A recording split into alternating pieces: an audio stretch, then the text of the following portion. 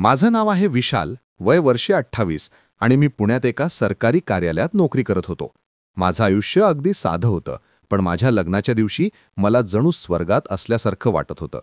घर सजलेलं होतं, रंगीबिरंगी दिव्यांनी उजळलेलं आणि नातेवाईक मित्रमंडळींच्या हसण्याखिदळण्याने वातावरण आनंदमय झालं होतं. पण माझ्या नजरेसमोर फक्त एकच चेहरा होता, माझी नवरी आरती. लग्नाच्या पहिल्याच रात्री जेव्हा मी तिच्याशी जवळीक साधण्याचा प्रयत्न केला, तिने माझ्या डोळ्यात पाहत माझ्या कानात हळूच कुजबुजली, "विशाल, मला तुला एक सत्य सांगायचं आहे." माझं हृदय धडधडू लागलं. ती पुढे म्हणाली, "मी जशी दिसते तशी नाही. मी स्त्री नाही, मी एक किन्नर आहे." त्या शब्दांनी माझ्या पायाखालची जमीन सरकली. मी अवाक झालो. हे खरं आहे की स्वप्न, हेच मला समजेना. माझ्या डोळ्यांसमोर अंधार पसरला. काही महिन्यांपूर्वीची गोष्ट. मी ऑफिसला जायला निघालो असताना आईने मला हाक मारली, "विशाल, थांब जरा. एवढी घाई कशाला? 2 मिनिटं थांब." ती जवळ येऊन म्हणाली, "बेटा, उद्या आणि परवा ऑफिसला सुट्टी घे. आपल्याला तुझ्यासाठी मुलगी पाहायला जायचं आहे." मी हसत म्हणालो, "आई, तुम्हीच जाऊन पाहून या ना. तुम्हाला आवडेल ती मला पण आवडेल." पण आईने मला समजावलं, "हे काही बाजारातून भाजी आणण्यासारखं नाही विशाल. हे 7 जन्मांचं नातं आहे. तुझ्या डोळ्याने मुलगी पाहिली तरच पुढे पश्चाताप होणार नाही." मी नाईलाजाने होकार दिला आणि ऑफिसला निघालो. रस्त्यात माझी धाकटी बहीण साक्षी मला अडवून म्हणाली, "वा भाऊ, आता तुझंही लग्न होणार? मग तू आमच्यापेक्षा तुझ्या बायकोसोबतच जास्त वेळ घालवशील ना?" मी हसत तिला म्हणालो, "अगं साक्षी, आधी तुझं लग्न होऊ दे, मगच मी लग्न करेन. ही गोष्ट मी आईबाबांना आधीच सांगितलंय." ती खट्ट्याळपणे हसली आणि म्हणाली, "हो, पण तुझ्यासाठी सुंदर मुलगी पाहायलाच हवी. नाहीतर माझ्या देखण्या भावाला कोणाशी तरी लग्न करावं लागेल." मी तिला बाजूला करत म्हणालो, "जा, मला उशीर होतोय." दुसऱ्या दिवशी सकाळी आम्ही सर्वजण पुण्यापासून 30 किलोमीटर अंतरावर असलेल्या एका गावात मुलगी पाहायला गेलो. तिथलं घर पाहून मी थक्क झालो. एखाद्या बंगल्यासारखं भव्य होतं. मुलगी म्हणजेच आरती त्या घराची एकुलती एक मुलगी होती. आमचं स्वागत खूप थाटामाटात झाला. शेवटी साक्षीने हसत हसत विचारलं, "आमच्या भावाला चहा तरी आणायला सांगा ना." आणि मग आली ती आरती. तिच्या सौंदर्याने माझं मन हरखपलं. तिचे गडद डोळे, लांबसडक केस आणि तिची शांत हसण्याची पद्धत मला क्षणात भुरळ घालून गेली. मी आईकडे पाहिलं आणि नकळत मान डोलावली. तिच्या घरच्यांना पण आनंद झाला, कारण मी सरकारी नोकरीत होतो, प्रत्येक मुलीच्या स्वप्नातला नवरा. लग्न ठरलं. पुढचे काही आठवडे मी आणि आरती फोनवर बोलत होतो. तिचा स्वभाव इतका गोड होता की मी तिच्याकडे अधिकच आकर्षित होत गेलो. ती थोडी लाजरी होती, पण बोलताना खूप मोकळी. आम्ही दोघंही लग्नाच्या दिवसाची आतुरतेने वाट पाहत होतो.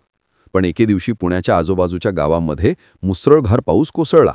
गावागावात पूर आला, शेतांचं नुकसान झालं, घरं कोसळली. आरतीच्या गावातही खूप नुकसान झालं होतं. मला पंचनाम्यासाठी तिच्या गावी जायची संधी मिळाली. मी तिला ही बातमी सांगितली तेव्हा ती खूप खुश झाली. मी तिच्या घरी पोहोचलो तेव्हा तिने मला पाण्याचा ग्लास दिला.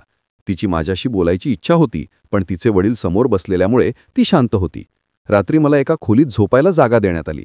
पण माझं मन आरतीला भेटायलाच आतुर झालं होतं. रात्री 11:45 कोणीतरी दार ठोठावलं.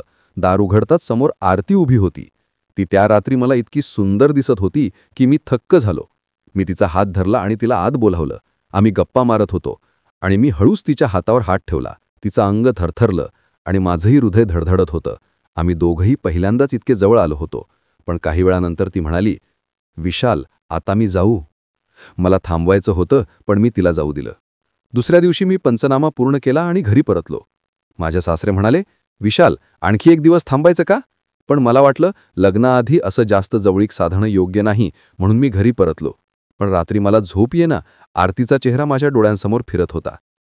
काही दिवसांनी साक्षीचं लग्न ठरलं.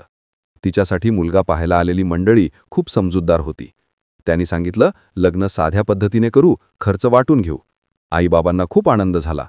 साक्षीचं लग्न आठवड्याभरात ठरलं. आम्ही सर्व तयारीत गुंतलो. मी स्वतः आरतीच्या घरी पत्रिका द्यायला गेलो. तिथे पुन्हा तिला भेटलो. तिच्या जवळ गेल्यावर माझं मन पुन्हा तिच्याकडे खिचलं गेलं. मी तिच्या गालांना स्पर्श केला, तिच्या ओठांवर चुंबन घेतलं. पण जेव्हा मी पुढे जायचा प्रयत्न केला, तिने मला थांबवलं. ती म्हणाली, "विशाल, हे सगळं लग्नानंतर." मी तिचं ऐकलं आणि माझ्या बहिणीच्या लग्नाचं आमंत्रण तिला दिलं. साक्षीच्या लग्नाच्या दिवशी आरती आमच्या घरी आली. ती खूप आनंदात होती. हळदीचा कार्यक्रम संपला आणि संध्याकाळी डीजे लावला होता. सर्वजण नाचण्यात मग्न असताना मी आरतीला फोन करून घरात बोलावलं. मी तिला माझ्या खोलीत नेलं आणि तिच्या ओठांवर चुंबन घेतलं. पण जेव्हा मी तिच्या जवळ जायचा प्रयत्न केला, तिने पुन्हा मला थांबवलं. मला राग आला. माझ्या मनात शंका आली, ती माझ्यापासून लांब का जातीये? काहीतरी गडबड आहे का? पण मी त्या विचारांना बाजूला ठेवलं आणि लग्नाच्या तयारीत लक्ष दिलं. अखेर माझं आणि आरतीचं लग्न झालं. लग्नाचा थाट खूप भव्य होता.